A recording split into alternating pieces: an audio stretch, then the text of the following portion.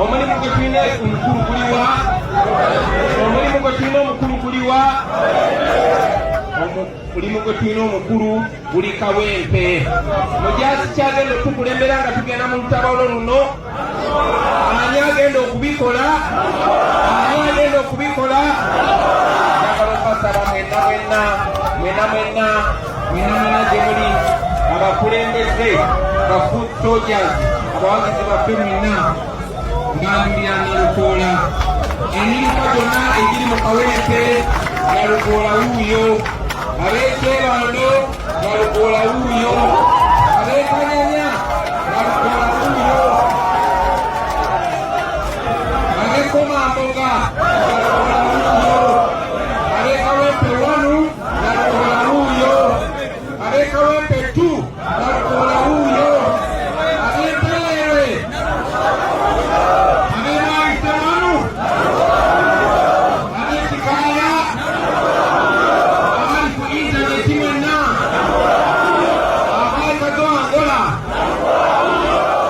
mwenna aba NUP obutongole tubakwata kandideti waffe omutongole nga ye Nalukoola Luyimbazi Elias mbawagulu ambasaba timongere.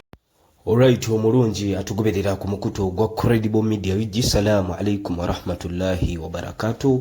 Ganja Fad gemanya tubaza okulike nti mutambula naffe nabwe ekito tubasaba okusubscribinga kikulu okulayikinga awamu n'okusharinga content waffe twongera ate okulabika nti tutambula ffenna wakati mu kuba torch mawulire gonna agaba gagudde mu nyaffe Uganda musawo kya byabukulembeze sawo kya bafuzi gwanga Uganda tunulawo ne mu aspect zonna nga entertainment oba oli awo ku mawulire agaba gasolo bye tujja ne tubikuwa wano ku mukuto ogwa Credible Media uji tetubasaba kwe kusubscribinga okulayikinga awamu n'okusharinga atutambule ffenna tutandise ne video eyo y'owekitiibwa Robert Kyagulanyi Ssentamu president kibiina kya National Unity Platform oluvannyuma lw'akakiiko k'ebyokulonda mu kibiina okukola buli kimu kyonna ekyetaagisa omwali okuveetinga enteekateeka ya debate eyakola amawulire wiiki ewedde awamu n'okugenda ku ground kuba ground eno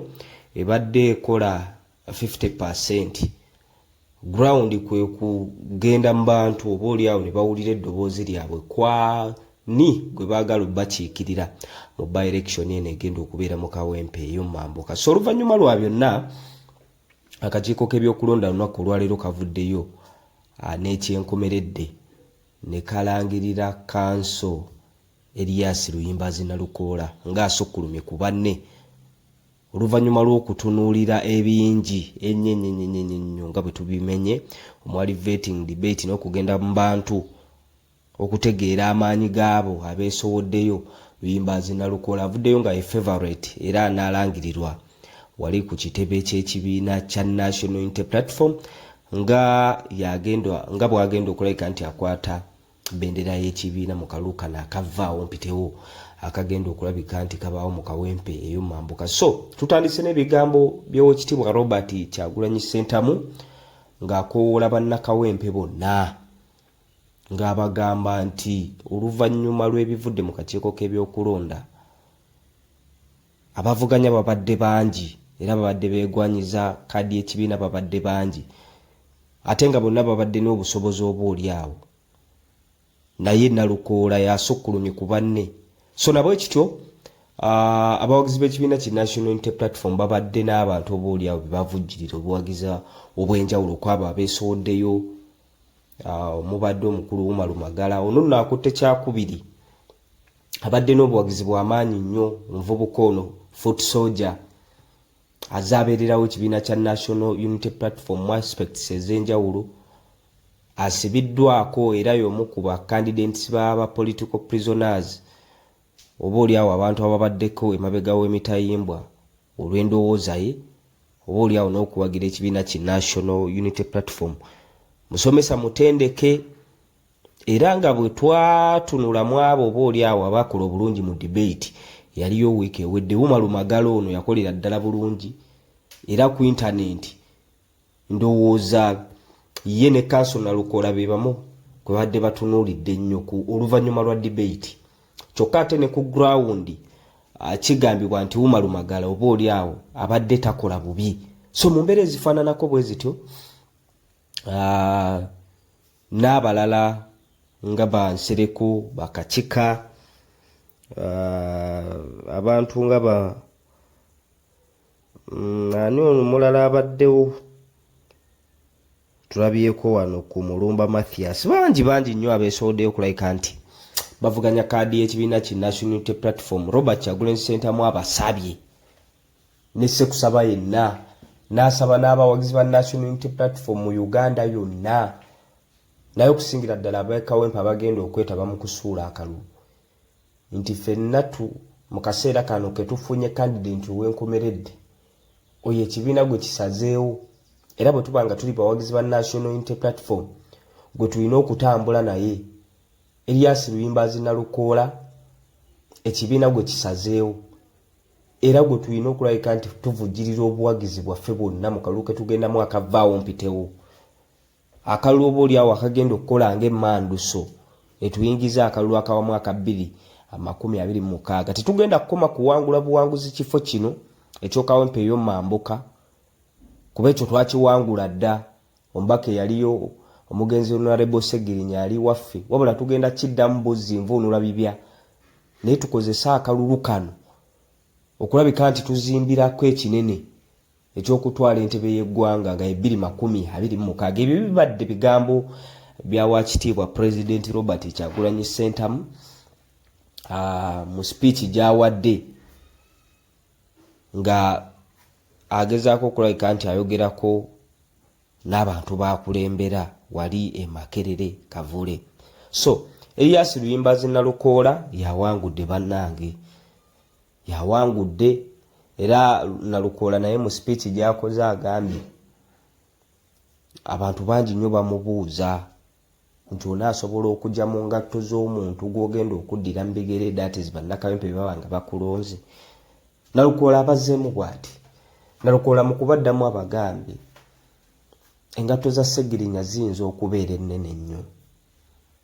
Wakati mu akootinze, in fact akootinze omugenzi Archbishop wa Lwanga n'agamba alina ebigambo bye yamuwulirako ng'ayogera nti teri muntu asobola kudda mu ngatto za mukulembeze yenna abaavuddewo, naye omukulembeze omulala bw'ajja alina okufuna engatto ezize ezimutuuka, oba oliawo n'azikoleramu bulungi nnyo abo abamulonze kye babadde bamusuubiramu.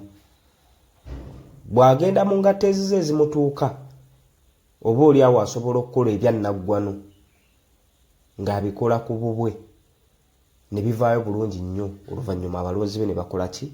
Ne bamusiima. So Nalukoola agambye agenda kulima olubimbi bwe mu kuweereza bannakawempe, era akakasa bulungi nnyo nti ajja kukola n'omutima gwe gwonna n'amaanyi ge gonna okulaba nti bannakawempe bafuna obuweereza obwo bamusuubiramu. Kyakubiri, Nalukoola abasabye obuwagizi naddala ku ground. Kaadi yagifunye era ne yeebaza Waakitiibwa Allah tumulabyeko ng'agenda ku sujuudu okwolesa okusiima. N'agamba kati olubimbi olusigadde lwa kugenda mu bantu b'omu Kawempe ey'awamu, kuba ebyo bagenda vuganyizaayo n'ab'ebibiina eby'enjawulo, nabo oba oliawo bamuwe obuwagizi bwe bamusindike mu Parliament abakiikirire ng'omubaka. Kyakubiri, n'eddimu eddene lyayolekedde ery'okulabika nti yeegatta ne banne ab'ekibiina kya National Unity Platform okulabika nti balwana obwannakyemalira nga bwabuyise obwa President Museveni, okubafutubbalako ebbanga erikunukiriza emyaka 40, kuba kino ekisanja kigenda kuggwako ng'omukulu atutte emyaka 40 nga yali ku ntebe ennene ey'eggwanga. So agambye obumu, okuwaŋŋana ebitiibwa n'okwesigaŋŋana mu kibiina, okutambulira awamu bye bimu ku bye balina okukozesa okulabika nti batuukiriza ebigendererwa by'ekibiina kino okutwala obukulembeze bw'eggwanga, okutwala entebe ennene ey'eggwanga. So Luyimbazi Nalukoola ono bannakawempe kati bamutunuuliza amaaso, era mu kulonda okugenda okubaawo omwezi ogujja, National Unity Platform bannakawempe oyo gwe basindikidde. Wakati mu kuba nti gwe basindikidde, yagenda okulabika nti akontana oba asindana n'ab'ebibiina ebirala ebitali National Unity Platform. Kati buno muwagizi wa National Unity Platform awangalira mu bitundu by'okawempe ey'omambuka, ke kaseera okulabika nti muvujjirira obuwagizi eri omwana ono. Wabula nno ebimu ku byewuunyisiza era ebikoze amawulire kwe kuba nti yali omuyambi wa Ssegirinya Alex Luswa Luwemba Muhammad talabiseeko. Abantu beebuuzizza ebyenkomeredde biba kuvaayo ng'omukulu ono ye muwanguzi. Kaadi ne bendera bandigikwasizaani, bendera y'ekibiina bandigikwasizaani nga taliiwo. So alinga yabadde abitegedde nti oba oliawo tebaamuwe abendera, talabiseeko. Era abantu bakanze okumagamaga nga bagamba bannange Luwemba aliwa, Luwemba nga talabikako. So tannavaayo okukola statement yonna lwaki talabiseeko. And I'm sure maaso awo katono nnyo ajja kuvaayo abeeko kyayogera. Kyonna ky'anaaba ayogedde tujja kujja oba oliawo kibawo wano ku Credible Media UG tukikubaganyeeko ebirowoozo. Anajja kuba namunigina kuba waliwo rumors. As of now zikyali rumors kuba tekinnakakasibwa, tetunnawulira bigambo kuva eriye nti oba oliawo yandijja kuba namunigina. Ezo rumors twatandise ziwulira nga ne kaadi oba flaga tennaweebwa muntu yenna, nga tukyalinze kulangirira olunaku olwaleero. Naate ekyewunyisiza ennyo abantu kwe kuba nti omukulu ono n'okulabikako talabiseeko. So mu mbeera ezifaananako bwe zityo ffe tugenda bba tutunuuza eriisa ejjogi, tugenda bba tubawa amawulire ago gonna aganaavaayo ku mukulu ono Alex Luswa Luwemba. Tujja oba oliawo nago tugakole ki, tugabawe. Njera webadde enkola y'omukulu Nsereko era anyumidde nnyo abalabi ababadde wali bambi ku kitebe. Abamu bamuyise Katemba, naye bamusajja wattu embeera ebadde mutabuseeko bya ddala. Alaze okunyolwa era aziriseemukko eddakiika bawuze muwuzije. Bamuwujiza ng'alabira ddala ebirangiriddwa bimudisappointinze nnyo. Ne President azze n'amukwatako mu ngalo awo n'amusitula n'amugamba bonna musajja guma. Bannakawempe oba oliawo kye basazeewo n'akakiiko k'ebyokulonda bwe katunuddetunuddemu kalabye ng'ono yagwanidde. So nabwe kityo tulina kudda mabega ge. So bawagizi b'aba candidates abalala, demokrasia bwe muba nga muwagira kibiina kya NUP gwe kigezaako okulabika nti kipreachinga, ate nga demokrasi aba bw'atyo. Kye tulabye olwaleero demokrasi bw'atyo bw'aba, naddala mu bibiina. Mujja mwenna ng'oba oliawo mwegwanyiza, n'ate flaga tebasobola giwa bantu babiri at the same time. Kitegeeza bw'ogenda okuvuganya ku flaga y'ekibiina nga muli abantu 10, kirizagaana nti bw'ataaba eggwa anaaba omulala. Era kyekyo kye tulabye. Bw'atabadde Umar Magala, bw'atabadde Kacheeka, bw'atabadde Nsereko, abadde ow'ekitiibwa Luyimbazi Nalukoola, ekibiina gwe kiwadde. So nammwe abawagizi b'abacandidates abalala, yo demokrasi gwe mwagala ate ow'eggwanga eryawamu, nti ekyabawagiza NUP byebyo byepreachinga. Bwe banga mbyepreachinga mulimu demokrasi ow'ekimemmette. Bwe mugenda okulabika nti mulwanira entebe y'eggwanga ennene, NRM ejja kuleeta, DP ereete, FDC ereete, NUP ereete. Majority esalewo. Majority bw'enaasalawo gwe n'abasazeewo yajja okutwala entebe y'eggwanga ennene nkakasa bulungi nnyo nti abanuupu ekyo kye muyaayaanira. So bwe kiba nga kizze bwe kityo mu kibiina naddala mu ababadde bawagira ba candidates ab'enjawulo mukkirize kuba kye mwagala ne ku Uganda ey'awamu kirabike nti kitambula bwe kityo. So na bwe kityo mulina kukkiriza na byavudde mu kakiiko ka byakulonda oba oliawo na byonna bye kaakoze okulabika nti banoonya candidate ali favorite mu banne. Kakati mu kaseera kano nga ye Luyimbazi Nalukoola mulina kutambula n'ebyo akakiiko bye kalonze. So akalulu k'Ekawempe kano kalindiriddwa era official campaign zigenda kulabika nti ziggulwawo nopu bagende ku ground nga Nalukoola yabakwatidde flag, NRM bagende ku ground nga Ajati Farida Nambi yabakwatidde flag, FDC bagende ku ground nga Sadati Mukiibi Akalifaganaga yabakwatidde flag, aba anti mugende ku ground nga Ntegenduga Moses yabakwatidde flag. So ne ba candidates abalala ab'ebibiina ebirala birabike nti bitunka mu kalulu akakawempe yawamu, then bannakawempe basalewo ani oba oliawo gwe balabanga yagenda okubakolera ebyannaggwano bye bakakasa nti Ssegirinya yabibakolera mu kaseera akatono ennyo oba oliawo ke yabasaavinga ng'obulamu bwe bukyali bulamu. Kuba Ssegirinya ekisanja kye kyonna akimazeeko butuufu obulamu nga si bulamu, obulamu nga weebuli naye nga bwakutambulira ku biiso, obulamu nga weebuli naye nga bwakwatirira, obulamu nga weebuli naye ffe abalamu nga ate era abalina obulamu nga ate bulamu nga tumusindikira ssaala okutuusa Oweekitiibwa Allah lwe yasalawo n'amujjulula mu bulamu bw'ensi eno obuwoomerevu n'amutwala okumusisinkana obaoliawo amulamule nga bwe yakola ku duniya kuno. So bwe kityo ekibiina kya National Unity Platform bwe kivuddeyo ne kirangirira Council Elias Luyimbazi Nalukoola ng'agenda obbakwatira flag mu kalulu ka 2 by election 2025 Kawempe North Constituency.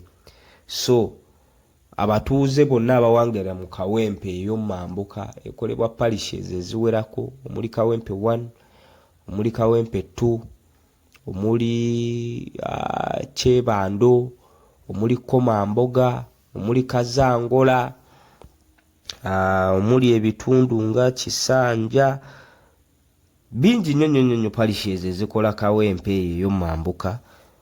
Akati kasigadde eri mmwe okusalawo kusigadde eri mmwe okulonda ani gwe mulaba anaaba ow'enkizo mu bano bonna abeesowoddeyo ab'ebibiina eby'enjawulo. Kyetulindiridde era nga bwe tukikoonyeeko nti omukulu Luswa Muhammad Luwemba anajja nga independent oba anakkiriziganya n'ebyo ekibiina bye kisazeewo. Ekyo nakyo tukirinze era tugambye kijja kukola nnyo amawulire kuba as of now tetunnawulira reaction ye, naye tumanyi nti oba oliawo bannamawulire bajja munoonyaako oba ye kennyini ajja kuyita olukuŋŋaana lwa bannamawulire abeeko kyayogera lwaki talabise ku kitebe mu kaseera nga balangirira kiki kyazzaako. Abadde oba oliawo alina ebizibu byayitamu olw'okuba nti bagenda ku kijja ky'omugenzi ne bavaayo ne basaba omugenzi okubalwanira kaadi bagifune. Abakulembeze b'enzikiriza gye yakonvaatingamu ey'obusiraamu ne bavaayo ne balaga obutali mu mativu, ne bavumirirwa ekikolwa kye yakola, naye teyabadde mubi, yavuddeyo ne yeetonda n'agamba naye nakikoze lwa butamanya munansonyiwa, naye ndi musajja musiraamu era agenda osigala nga ntambulira ku busiraamu kye busomesa. N'asaba abasiraamu bonna n'abakyabe bonna obubi bamukole ki bamusonyiwe, naye nga tumulindiridde okulaba nga tufuna ekiva gyali mu nsonga zino, kuba ekyamazima tetunnakimanya kiki ddala kyazzaako. Naye nga bwetyo butambudde olunaku olwaleero, tubasaba okulabika nti mutambula naffe ku mukutu guno ogwa Credible Media UG. Tubasaba okusubscribinga, okulayikinga awamu n'okusharinga content waffe, twongere ate okulabika nti tutambula ffenna. Ganja Fad ge mannya, Credible Media UG gwe mukutu. Salaamu alaikum warahmatullahi wabarakatuh.